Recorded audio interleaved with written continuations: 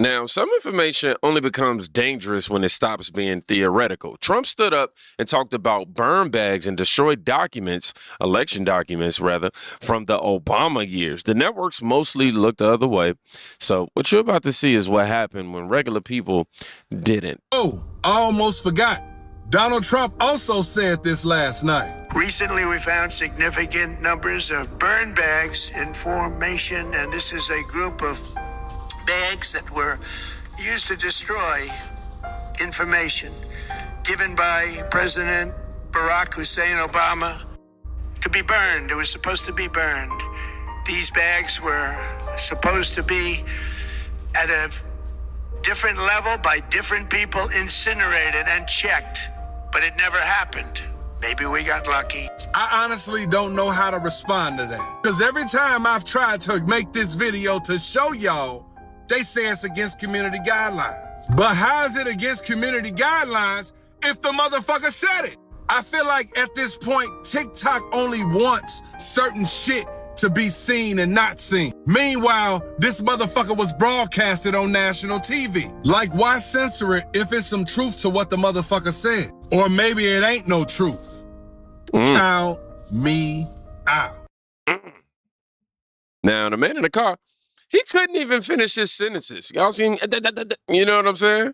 That's the sound of somebody realizing the official story just got a hole punch right through that thing. You know what I'm saying? Notice he isn't arguing about policy or anything like that. He's reacting to the idea that the records themselves may have been deliberately erased. Funny when you think about it. Because, you know, when the physical papers disappear, the debate becomes a lot easier to control. Which brings us to the man who said the quiet starting point out loud. Let me break it down to you like this. Up until 2008, everything was fine and dandy. Everybody was who they were, and they found a place where they belonged. 2008, we went and hired the black man to be president because we thought it was going to be cool, and we finally got something. And that all backfired in our face. Why? Because he created all the division that we see now. Everybody who was cool and had a space where they were, all of a sudden decided that they wanted to be the main characters. We need our rights. Black people need their rights. LGBTQ needs their rights. Women want their rights, and the men want their rights. Everybody's fighting. Obama's over here giving everything away to Iran, giving everything away to Canada, giving everything away to China. Everything that we had was given away to everybody else. Creating all these false dependencies that people rely on so that they can take our money. Between this time and 2016, people started to realize that something wasn't right. Everything is going wrong under Obama. Everybody's divided now. Everybody's fighting now. Everybody wants to be in the forefront now. All of this occurred under Obama, and we all realized it. And at the same time, we see the media backing up everything that he says, just confirming everything that he says while all of our stuff is being taken away, and nobody even realizes it's happening because they're so enamored by the black man in the suit. Then 2016 gets here, and the unexpected happens. Donald Trump. He comes up and he says, you know what, I'll run for president. And he starts calling out the media, and he starts calling out all the lies, and he starts calling out all the corrupt politicians. And everybody who already realized that this stuff was happening, we finally found a voice that was echoing what we were already thinking. Donald Trump never told us what to think. He understood what we were thinking already. So we said, yeah, let's get behind him and make him president. And by doing this, we stopped a whole train that was coming towards us because it was supposed to be handed to Hillary. Donald Trump gets in there, and what happens? Everybody freaks out, the Republicans and the Democrats. Why? Because no longer can they be corrupt. Congress, no longer can they just perform their corrupt deeds. All these politicians that was working together on both sides of the aisle, all of a sudden had somebody who was no longer listening to them. So what happens? The media turns against him. The celebrities turn against him. Every single thing that we have, every company, every corporation turns against Donald Trump. He's the big bad wolf. We need to stop him because he's racist. He's a misogynist. He's this, he's that. He's such a horrible person. Even though the whole world loved this man prior to him becoming president, somehow he's been a secret racist under our nose the whole time. But he wasn't. He was the man who they couldn't stop. He was the man that was going to drain the swamp. He was the man that was going to call out the Republicans and the Democrats for the corrupt things that they've been doing to the American people. And now everybody's flip-flopping. Republicans are becoming Democrats. Democrats are becoming Republicans. People are switching sides. People you never thought would be teaming up with Republicans came to the Republican side. People you thought that would never be Democrats all of a sudden flipped. Why? Because they started understanding. All the good people started realizing Donald Trump is doing the right thing. We need to team up with him. And all the other people said, we need to get out of Dodge or else we're going to get in trouble. 2020, Donald Trump gets booted out. Biden comes in. What happens at the same time? C-19. What happens next? They open the borders and start letting anybody in. While we're sitting at home and we can't talk to each other, everybody's coming over the borders at the same time, and they're telling you, you better get a jab. You know what else was happening? China was going around everywhere, buying up land everywhere, making deals with Canada, making deals with Iran, proxy wars. At the same time as Biden is in control for 4 years, they spent 4 years attacking Donald Trump. They spent 4 years kicking him offline. They spent 4 years silencing anybody who trusted in or supported Donald Trump because we knew the truth. And if they shut us up, then they can continue doing what they've been doing prior to Donald Trump ever being elected the first time. But guess what? They couldn't get rid of him. They couldn't get rid of him with a bullet. They couldn't get rid of him in jail. They couldn't get rid of him with accusations. They couldn't get rid of him with the DOJ. Nothing could stop him. And then it became too big to rig. And guess what? We came back by the grace of God.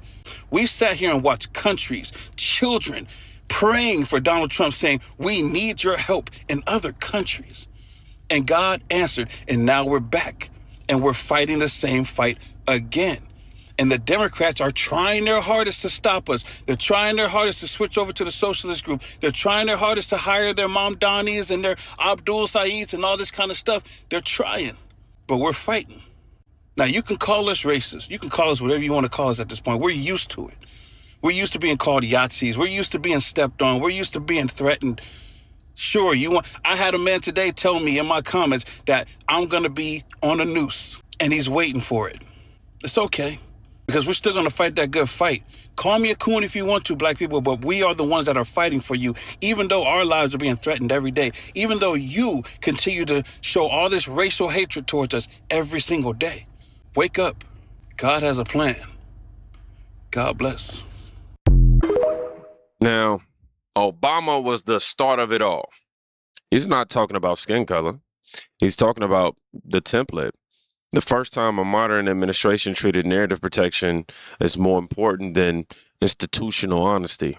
Once that door opened, everything out there just got easier to justify, which is exactly why this next part matters. You know, a lot of people hate Trump, and that's fine. But if you're watching a news network that refuses to air the president of the United States, they're not giving you a chance to think for yourself. They're telling you what to think. Something to think about. If a news network refuses to air a sitting president's address, they're not protecting you from misinformation. They're protecting a version of events they already decided you should keep. You can't be out here claiming to be the defenders of democracy while actively deciding which presidential speeches the public is allowed to hear live. Now, I want you to watch what happens when the conversation leaves the studio and just hits the actual street. Hey, what's the best part about America? Black people live in it. That's what's I don't know. I mean, nothing really.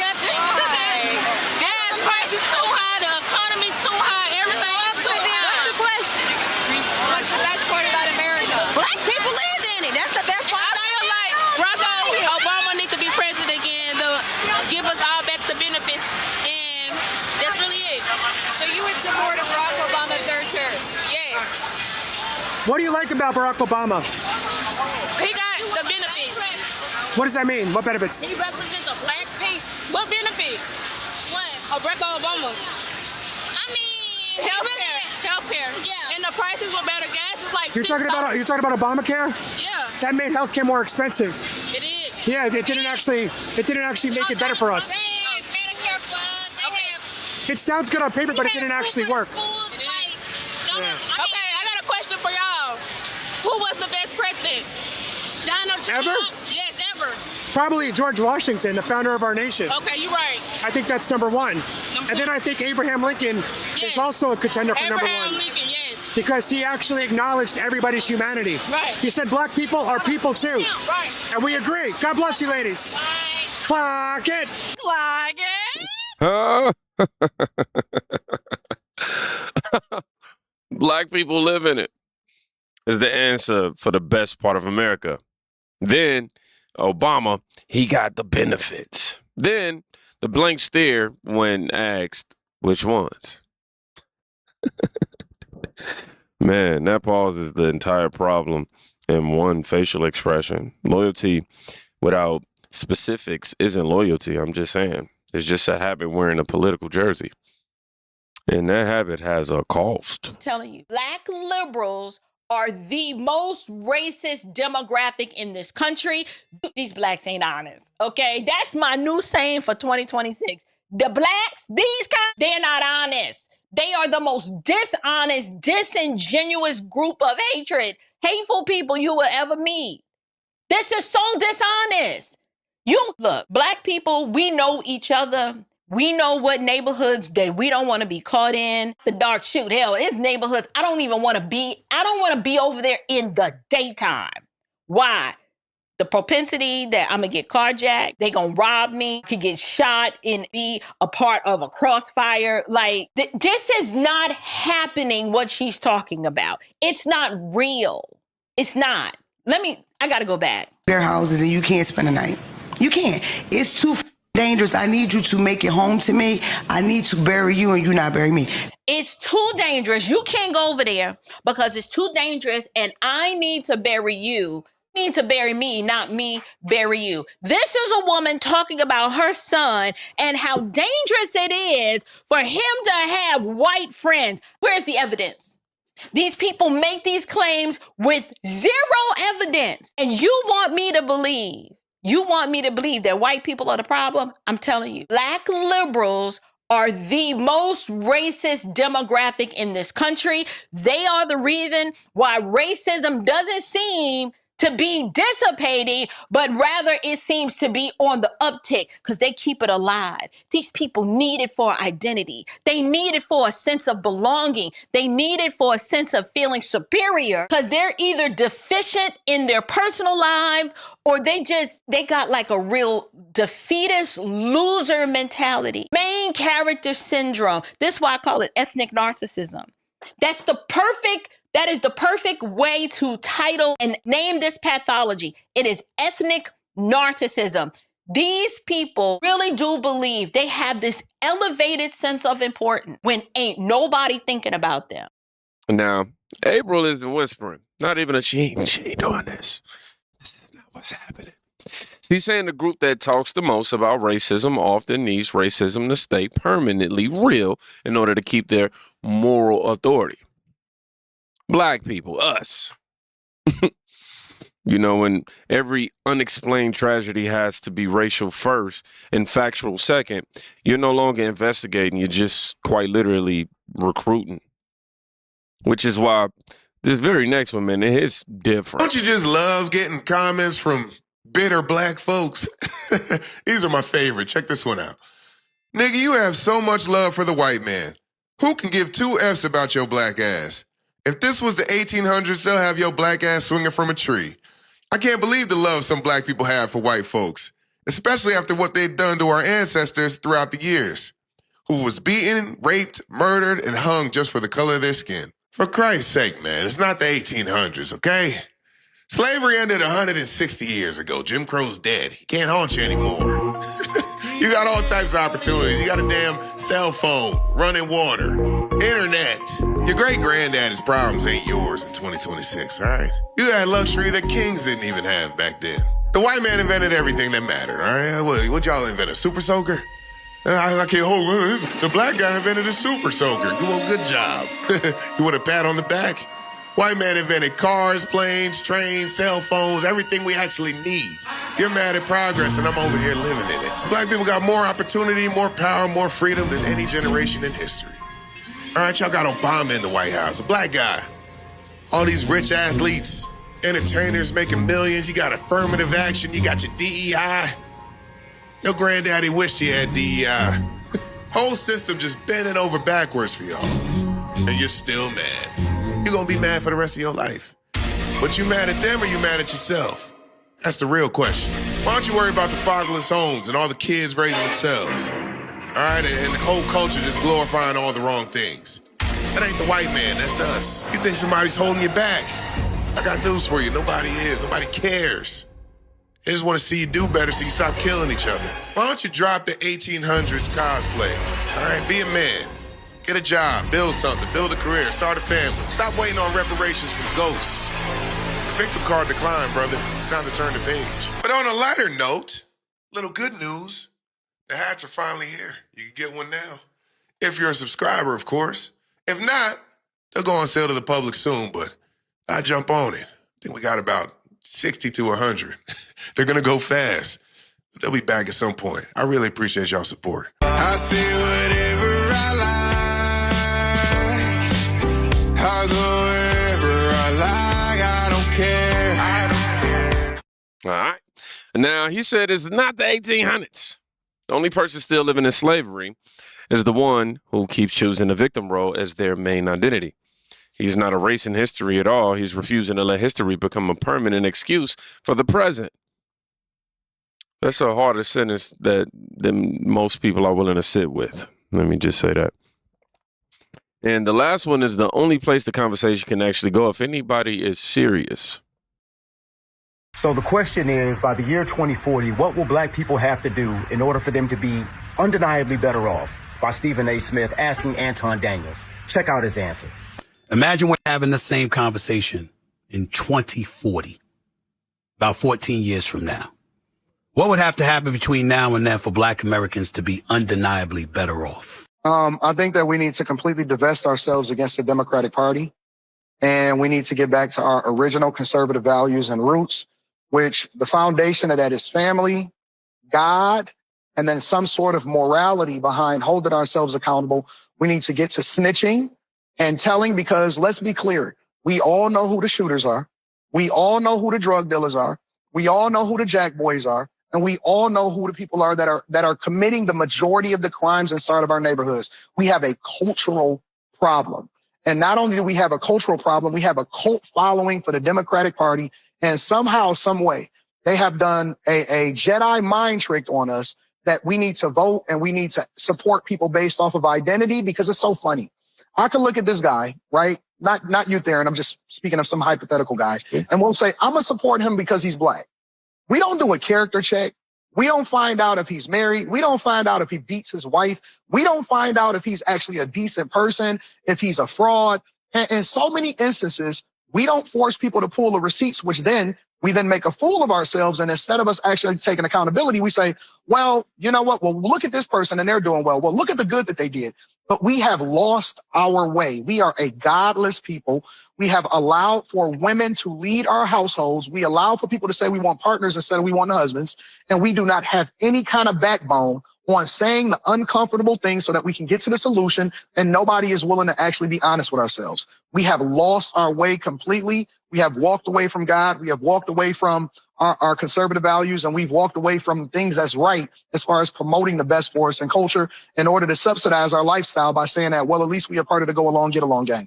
I'm not for it. I actually don't. I think we should tear the whole system down. And to answer your original question, in 2040, we will be here talking about this and having the same conversation, and we will be worse off than we ever have been unless we do those things. Wow. Personal responsibility, backbone, culture. You got Stephen A. Anton Daniels. The whole panel saying the same thing in different words, right? Nobody is coming to save a group that would not save itself first. You know, ranch dressing packets as reparations is funny until you realize how many people would actually take the package instead of the harder work. Now, here's what most people miss.